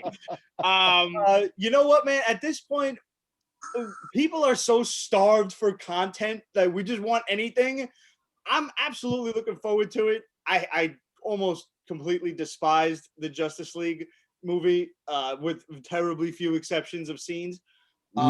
I'm absolutely looking for, like, you give me 4 hours, I'm gonna sit there for 4 hours, and I'm gonna be thrilled until I'm not thrilled.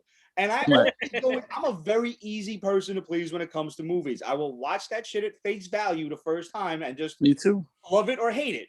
And I'm going to love it until you give me a reason to not love it. But so far, I'm going into it with like, all right, entertain me.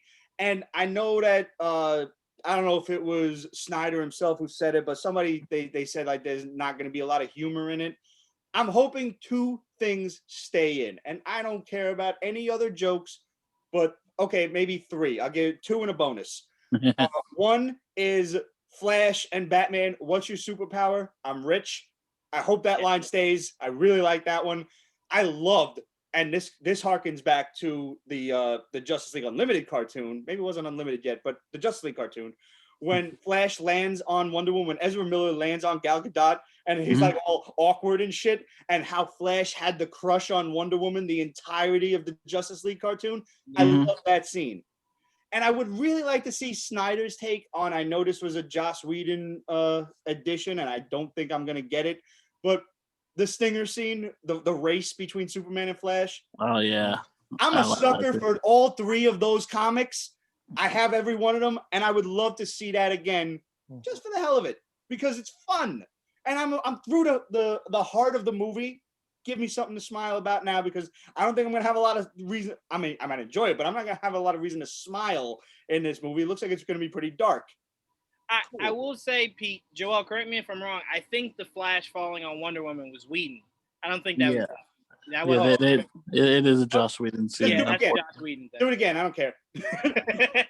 It's very possible that there will be no semblance of anything that Joss Whedon did. Yeah, I know. Yeah. But you know what? It might even start off with Zack Snyder just holding up a sign that says "Fuck Joss Whedon" to set the tone.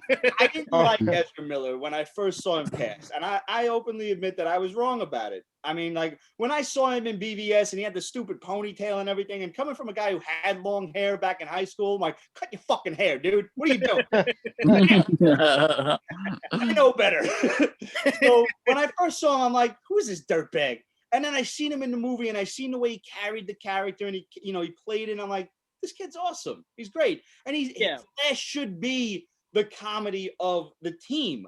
And he should be the one bouncing jokes off of Batman. Batman's not the funny one, with the exception of the I'm Rich line. Batman gets the jokes bounced off him, and he doesn't get them. And it's funny.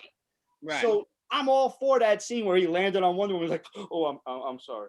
I'm sorry. Like, yeah, I'm Josh, cool with that. Yeah, I think Josh saw where Zach was going and how maybe dark it was, and he lightened the shit out of that. That scene where I credit where it is due, when Flash is like trying to run behind Superman, and Superman's just like, oh yeah, that seems awesome. And Flash is like, that might be that was my favorite scene in that flick. That was really good. And that was the best scene. Credit that goes to Josh or Zach, but that's a good scene. What are you saying, Joel?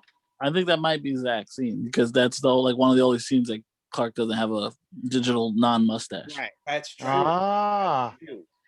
Well, pretty much what we can agree on is anything that's overly funny is probably not in Zach's cut. Like I think the whole dialogue Superman gave when he came in to help fight Steppenwolf, I don't think any of that dialogue is in. I don't even remember that, so I'm not even gonna miss it. Yeah, I think it was the whole justice thing.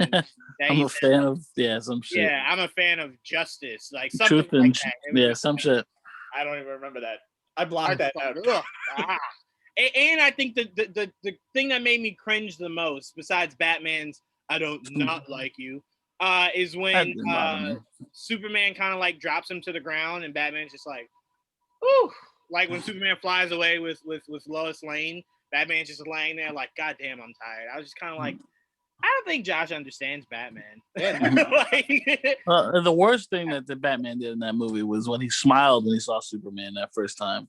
That awkward smile. I'm like, they would never do that. I was just like, why are you guys trying to make them like lovers so much? Like, he's not that starstruck by Superman. Like, he's just not. But Joel, your excitement for Justice League and your thoughts on the trailer. I'm just fine. It feels like it's been 10,000 years since we've been hearing about this movie, so I'm very excited to finally get this fucking thing out of the way and move forward. Like I want to see it. I like a lot of what I've seen already, and the theatrical cut was what it was. Actually, I'll be watching it again sometime this week just because it's part of the marathon. But I just like I said, I was saying earlier, like, as long as you give me a Green Lantern, that will fulfill everything, and I will probably accept it. I'll accept all of it, as long as because to me, you can't have this. Even if it's a good movie, it'll always be incomplete without the Green Lantern for me. So if he's in it, and we already know Marsh Manhunter's in it, I might love this fucking movie. We'll see. Yeah, my biggest fear is the Snyder cult was unbearable beforehand. If this is like, and I know this is going to sound super salty, but if this movie is even remotely good, I'm going to get so sick to my stomach, because those. But you don't want it to be bad, do you? No, I don't want it to be bad, but if it's good, they're going to be unbearable. I mean, like, I told y'all, bring them back. Let them continue. And it's like, guys, why can't we just enjoy this and move on? Like, you got it. You won. I'm all about moving forward, man, not backwards. I'm like, you won. You got what you wanted. Now, can we just get out of this nightmare you trapped us in for the past 4 years? Goodness. But all right, before we leave here, Joel, I just wanted to say to you, Jaydee and Pete share our love for Beast Wars. Hey. And it looks like the live action. You don't like Beast Wars, Pete? I never got into it, man. I'm sorry. Yeah. What? No Beast Wars. I love Beast Wars. Who said? Oh my goodness! I thought when we talked about Beast Wars, our last episode, you guys were like, "Yeah." No, so I respect its continuity, but I just never got into it. Yeah, no. That was my shit, bro. It's rock paper scissors with animals. You guys might be a little younger than us, and I think that might be why. You're part of the Power Rangers generation, right? It's possible. Yeah, I was. Yeah. You know what's crazy? You know what's crazy? I remember watching. Obviously, wasn't born during the time, but watching the old reruns of the Transformers cartoons, and I remember going, "Okay, cars, that hurts robot." That hurts me, there, buddy. I'm like, okay, and it wasn't until Beast Wars that I was just like, well, now you got me, like, you got me, because I'm not a big car guy, so I'm like, all right, fire truck into a giant robot, all right, a gorilla into it, like, all right, okay, you got me there. Like, I was a big animal. Oh my God, I'm sorry, I confused this whole thing. I was thinking about the little small PVC things that you rub their chest. And it was fire, Battle water, Beasts. No, Jaydee, Battle Beast. I'm sorry. So are you back? Are you back with us on Beast Wars? No, still with Beast Wars. No, I ain't like that. Well, anyway, Joel, me and you will share the excitement for that. Those are the only toys I ever collected were Beast Wars. I love those. When McDonald's released those, I was all over that. But I will say this. I will say this to end this out. I am very glad that Michael Bay ruined the traditional Transformers for you. Oh God! And now we're getting good Transformers movies, but in the form of Beast Wars. You watched the show on Netflix, though, right? Yeah. I'm close. I'm almost done. Yeah. I am loving it. So good. Man, they did a really good job on it. It makes me cry because I'm like, I haven't seen not one human yet, and I'm like, this is how you do Transformers. I'm really glad you're great. But I'm loving it. Yes. All right, guys, this was a great episode. We had a lot of fun. I want to thank you, Joel, for joining us. I knew when we were talking DC, I had to bring you in here, man. Pete, Jaydee, love talking to you guys. Can I add one more thing? Absolutely, go ahead. I just feel like we missed out on this, going back to BVS for a hot second. Not BVS, Man of Steel. Mm-hmm. I like Michael Shannon a lot. He's got that really weird aspect. And I feel like every DC fan came up short by not hearing Michael Shannon say kneel before Zod. True. Yeah. I really wanted that line in there, and I really wanted to hear it from him. I think it could have been a lot, like really scary and creepy. Yeah. I think the perfect spot for that would have been, remember that scene where Clark and Zod were fighting in front of all the remaining people that what was it, Perry and all them? The perfect moment would have been if Zod got a solid shot on Superman and you see him kind of like kneeling down, like in pain, and then Zod looks over Superman at everyone and says, now kneel before Zod. Like, that would have been awesome. And then you see Superman jump back into it, and then they go at it. It doesn't seem like Zack Snyder cares about quote those things.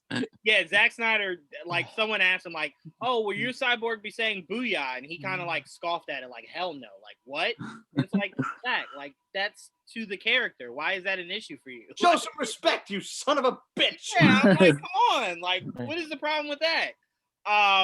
So this is the same guy who made sure he put in "This is Sparta," but no, he doesn't. That's amazing. Yeah, yeah. That to him was so iconic, but it's like kneel before Zod. Who cares? I don't care about that. God, Zach, I can't wait to move on from this whole thing. But this is a great episode. We highlighted figures. We talked DC. We talked about how they could fix DC. we got to work on getting Jaydee interested in what's going on in DC universe. Maybe we do. Maybe It's not that I don't want to be. I want to be. I want to be. Give me something. You know what? I almost like the Harley Quinn movie. Almost like the Harley Quinn movie. What stopped it for you? Just curious. It's a Harley Quinn movie, not Birds of Prey, like it said it was. Yep. Yes. Yep. Yes. Yes. Yes. And I think the woman that played Huntress was really flat. I think she played it flat though. I think it was. Yeah, really. Yeah, she was supposed to be the loner. She didn't work for me. She was supposed to be the loner, the weirdo kind of type. I think if they ever brought Mary Elizabeth Winstead, I think is her name. Yeah. If they ever brought her back to reprise the role, I think you'd see give her to a different director. It's a more accurate. She's supposed to be like socially awkward or whatever. Right. Give me more Journey Smollett. Hell yeah. I didn't hear anything her running. Just. Huh? I will all day. All day. Just run at the camera. I'm good. She ran in Lovecraft Country a hell of a lot. Did. Yes, I think almost every episode she ran at least once. I said this, Jaydee. Me and Joel talked about this. I'm like, if she ever gets a series on HBO Max, I would love it. I would love if they paired her up with John David Washington as Oliver Queen. I just want it so bad. I just want it. He really wants that black. I want that black love so bad. Okay. But no, honestly, I don't care. Just give me Oliver Queen. I don't care what race you make. Just give me Oliver Queen. All right. That's all I have. Yeah, I'm Oliver Queen doesn't do it for me. What? Yeah. So wait, you'll take a Black Canary show without ever having an Oliver Queen. I'll take anything Kat McNamara's in. I don't give a shit. I wouldn't have took that. Not that future shit, Pete. You know what? See, all right. My favorite time in DC Comics was the 0 hour period, right? I think DC after 0 hour was firing on all cylinders. Really, they found a way to course correct from the fumbles of Infinite Crisis, right? Infinite that was it, right? That was the 85 reset. Crisis, yeah. 0 hours way before Crisis. No, excuse me. Crisis on Infinite Worlds. That was the 85 reset. Right? Yeah. 0 hour reset that because going back to Hawkman, there was a lot of foibles with what they planned with Thanagar and what he had done prior to Crisis, right? Being the Egyptologist with Superman and stuff like that. So that's where Hawkman stuff started to skew, and they tried to course correct with 0 hour. But 0 hour, you had Hal as the bad guy. Parallax. You had Parallax. Yeah. You had Connor as Green Arrow. You had that's right, the early 90s. Right. Shit. You had the artist, what's his name, as Rayner. as Green Lantern. Right, Kyle Rayner. Catwoman was done by Jim Balent. That was really good stuff. You had the deaths of with Batman, with Superman, even with Wonder Woman, with a point with Artemis. Those are really good books with Deodato doing the Wonder Woman art at that point. That 0 hour period really worked well. You had Hook, Aquaman, bearded Aquaman, Hook stuff like that. Aquaman, Black Canary. James gives us that. I really do. Yeah, if there's anyone that could pull off that Hook look, it'd be Momoa for sure. Yeah. If they do it, I hope they take their time. I was like, I'm not. Yeah, it doesn't need to be rushed. It doesn't need to be rushed. It needs to be predate Electric Superman. He came out of that. Yeah. He came out of that. Yes. Okay. Maybe about 3 years after that. It was after he came back to life. I can't remember back then. Mm-hmm. Yeah, my last question for you, Jaydee, is: did you not like the Batman trailer? I don't remember seeing enough of it. You know what? Honestly, I'm Batmaned out. I could give Batman a rest for a while. I don't even know what those words mean. I don't know how to process those words. I don't think we have enough Batman. Dude, like some of my favorite Batman stories were The Curse of the Demon by Neil Adams, Denny O'Neil, The Long Halloween, those series, Jeff Loeb and Tim Sale. Those three books. That's what this movie could be taking from is The Long Halloween. A little bit from it. We're getting a Long Halloween animated movie. Yes, we are. Two-parter. Looking forward to that. I'm looking forward to that. You know, so and then like, you know, Batman is the #1 franchise, and I don't know, he's like religion. Everybody has their own take on him. You know, nobody's right, nobody's wrong. Right. You know, I'm tired of it. I'm tired of it. And everybody thinks he's dark now, and everybody thinks he's a killer, and he's got to be evil, and he's pretty much, you know, Lex Luthor with a mask when he's on screen, dude. It just doesn't work for me anymore. Well, I will tell you, Matt Reeves, if you ever get a chance, you might not even be interested with your fatigue of Batman. I get it. But if you ever listen to Matt Reeves during DC Fandom, break down the philosophies behind where he Batman, he understands them. Like you don't have to worry about that. Where Zach went with his Batman, or even where Nolan went with his Batman. He gets Bruce and Batman inside and out, and his vision of what he wants to do with this world, because he's going to build a Bat world, it seems like. But what he wants from that, it's going to seem very beautiful. And I think it might be something that just gets you interested enough to enjoy the movie. Maybe I hope so. Feel that fatigue, but I don't have watch faith the trailer again when you get a chance. It's going to be good for sure. But that's something I'm going to work on, Jaydee. I got to get you more so on the live action DC side, and I got to get that fatigue to go away for Batman for you. I got to get that out of here. You know what? Since I'm being a contrarian with everything, I really like Jared Leto's Joker in Suicide Squad. I really did. Thank you. I really did. Thank you, dude. I am right. It was different. It was different, Pete. I know you give me that look, but you know what?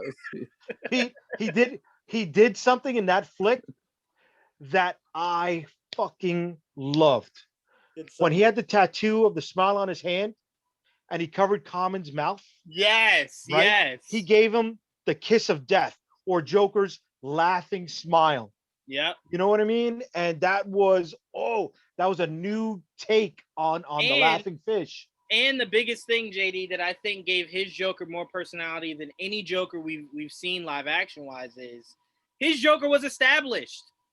Everyone had already feared him. Nolan's Joker was being born. Nicholson's Joker was being born. His Joker was established. People had already feared him. He's already made his name. I could dig that. You know what I'm saying? Like that scene where they walk in, the security guards in the freezer, and Joker walks in on him, and he's like, all that chit chat's gonna get you killed.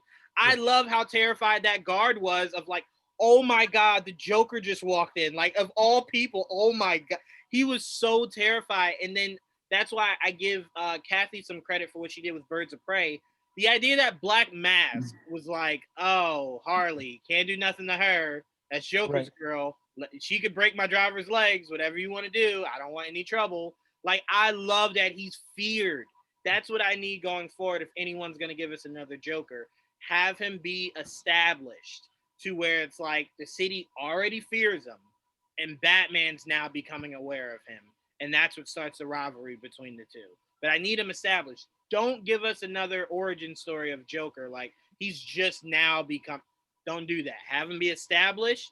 Have him be the guy that's really taking over crime in Gotham, catches Batman's eye, and then a rivalry begins. But Jaydee, we're going to talk more about that on another episode, because did love. I'm with you on Jared Leto. But thanks again, guys. Can't wait. Pete, you're going to be joining us hopefully Saturday for the WandaVision breakdown. Next week we will be breaking down WandaVision on this show also. Let's go, Dr. Doom. Let's go, Dr. Doom. You think we're getting Dr. Doom? Bro. Oh my God, dude. Pete, follow me with this. I said this in our group, right? Okay. All right. That box that's being built for Monica, right? What if that big metal box is being built by the guy who's going to be in the big metal mask? What if that's the Swerve, dude? Okay. I don't. What if, dude, Victor has ties to Doctor Strange. Victor has ties to Mephisto. All right. And then as a writer, you build him up. If this is the beginning of phase 4, you build him up as a sympathetic character, somebody you can empathize with, relate to, appreciate, and watch him convert into the big bad of phase 4. Well, I will say this, Jaydee. Joel got this like ingratiated in my mind I do want to see Dr. Doom pop up anywhere but in a Fantastic Four movie. Like, okay, so, this is the perfect fucking place, dude. To me, it's like Black Panther 2 or maybe this. It should not be in the first Fantastic Four movie. Let that be Mole Man. Give me Alfred Molina as Mole Man. That's what I want. That's what I need. I would freaking love that. Okay. But yeah, as much as I want to say that's a reach, Jaydee, I can't because people are suspecting that it's Reed Richards. So it's like, right. But if Reed, right, if they want Reed, right, but Reed is lost, or he's one of those astronauts, something like that. This is the perfect place to introduce not Dr. Doom, but Victor. Yeah. I mean, if we hear the name Victor and that's it, like that's it, just Victor. It's like, ooh, okay, all right. I didn't expect Give him that. to me, dude. If this is supposed to be that linchpin, right, that it ties into Doctor Strange, that it ties into Spider-Man, and kicks off. I mean, you can look at WandaVision, and you could see it assisting 4 franchises, right? The Doctor Strange, the Spider-Man, the Fantastic Four, and possibly the X-Men. This is the great place to do that. Yeah. Well, I tell you what, it better be a home run. You give me a base hit, and I'll be very disappointed. So whoever has said that, or Elizabeth Olsen said like, oh, this cameo is gonna rival Luke Skywalker and Mando. Like, you just set the bar pretty fucking high for yourself. You know what I'm saying? Yep. Don't give me Doctor Strange. We know we're gonna get Doctor Strange again. I don't even want Beast, or like some people are saying it's Beast. Some people are saying it's Reed.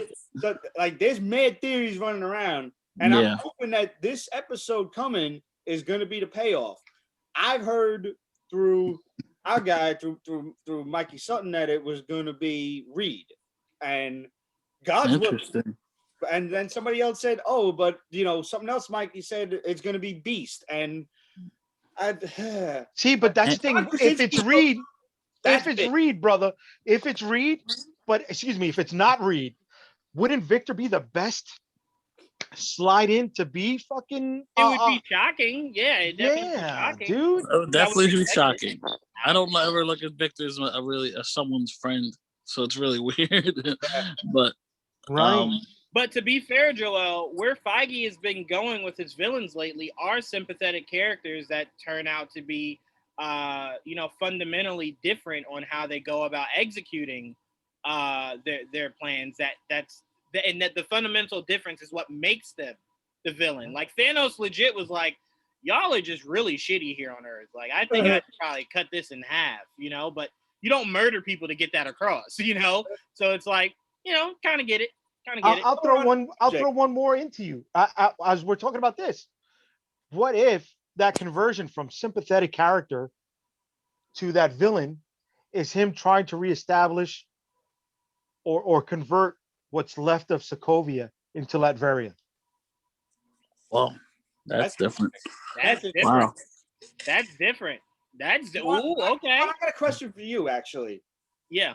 Now, by now, you've probably seen, and hopefully I'm not spoiling this for you. You've seen the packaging for Mini Mates. I was told that was fake, but I did. Okay, but have you also seen the previews for Marvel Contest of Champions? That iPhone game, the iOS game that's still going, and they've just introduced or are about to introduce Mephisto.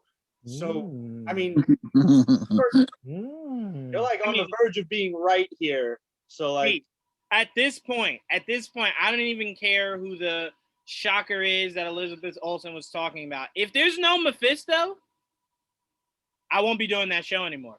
Fair enough. All right. I won't have any interest in breaking down anything that has to do with this 3-part arc.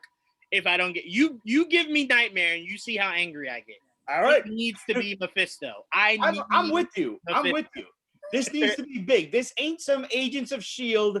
D-list villain. Right.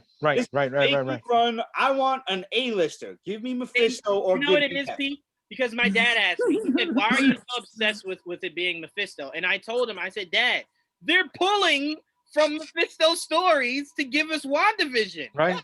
They didn't create an all new story that's just like, oh, okay, like, you know, they may be hinting at. No, all this concept here, not all of it, but most of this concept here is Mephisto's story. So I'm like, it all feels like it's being pointed in that direction. Right. Have you seen the digital mock-up of Yes, from the God of War? Yes. Why that motherfucker look like Pennywise but red? I know. Supposed to look like Evan Peters. But that's not something you throw together in 1, 2, 3. By the way, nice, I love Kevin Feige in the marketing for WandaVision. That Funko Pop they just released of Pietro, the Evan Peters Pietro, his name's in quotes. So it's the kind of yeah. I didn't see that. Names in quotes. So it says Pietro Maximoff, but it's in quotes to kind of make it go Pietro Maximoff. Like, is it? Yo, toys be ruining that shit all the time. All the time. Mad spoilers. Yo, you know what ruined something for me once, and that's when I was just like, I stopped working at Target. The Lego sets. Lego. I got the box. I got the boxes in, and I had to put them on the shelf. And I'm looking at it, and I'm like, Captain Marvel, Thanos. I'm like, wait, what am I looking at right now? And then you see the movie, and you're like, the Lego set spoiled it. Like the internet didn't even do it. Backtrack a second here. You used to work at Target? Yeah. And you stopped, and you could have been like hooking me and Jay up with G.I. Yeah. Like this. You don't got friends there right now? Yeah. No, sorry. Once they spoiled that for me, I'm hanging up right now. Hey, flip. But all right, so we're gonna dig more into WandaVision after this upcoming episode. Hey, I just want everyone listening. It's very possible that this episode could be the Modern Family episode. So it won't necessarily focus in on Monica. That might be episode 8. I don't know this. I'm just assuming. So if it is that way, I have to wait one more week to get to that big surprise. So we only got after this week 2 more episodes. Yeah. So we're coming close to it. So it better be big, Elizabeth Olsen. Or I'm getting my pitchfork. Hope so. But all right, guys. We will see you guys next week, same time, same place. Till then. Peace. Everybody. Good show.